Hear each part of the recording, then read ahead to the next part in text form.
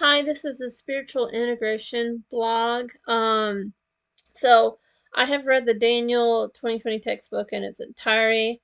On the One of the ethical principles that is now in harmony after this course is fidelity. I think that following through with commitments is important to keeping the trust of the client and doing what I say I will do. I think that allowing for commitment is related to the commitment that God makes towards us. I think that personally and spiritually it looks like letting your yes be yes and your no be no. I think putting into practice moral principle of fidelity has been a process of like learning commitment. I think this is also in relation to referring clients and being able to be consistent with clients. So not referring them when I feel like sometimes they would need to be referred. Um, I think that I had to see that as a counselor, uh, I am able to provide the needs of the client, even if I don't know all the answers. I am committed to staying with them so that I can help them work through the problems and help them improve. Some of the conflicts when I would be like when I would feel like I would need to refer a client for various reasons, but knowing that I need to complete that time with them and being able to help them. The Daniel 2020 textbooks challenged my thinking by allowing me to see the commitment that God has toward us, um, that He keeps His word. So the commitment that He has toward us. A moral principle that still seems to remain a conflict is a belief of like autonomy. Think this is the case because I feel kind of swayed to kind of guide the client in my own view. Um, I am needing to learn how to let the client come to their own conclusions when it comes to their counseling.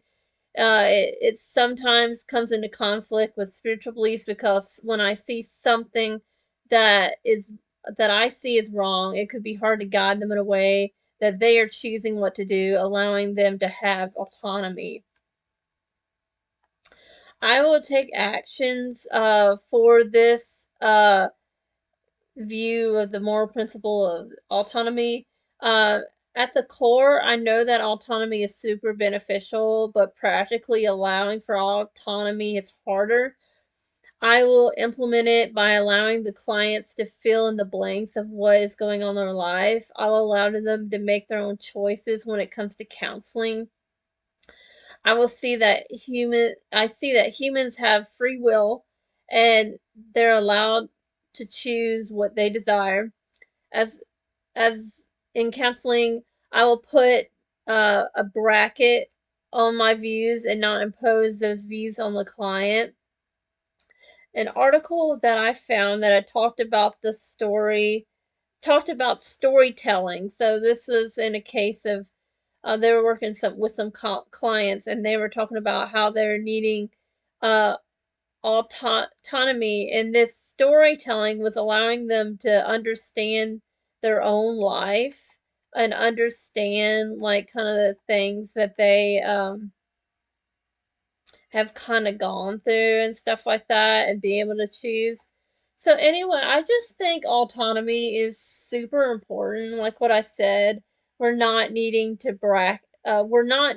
put our views on other people, and we're needing to bracket our own views even if we don't completely agree with what they believe. So we're learning as a counselor how to understand those different worldviews and stuff like that, kind of like a multicultural kind of way, being able to understand those different views and stuff like that, and allow the client to choose what they want.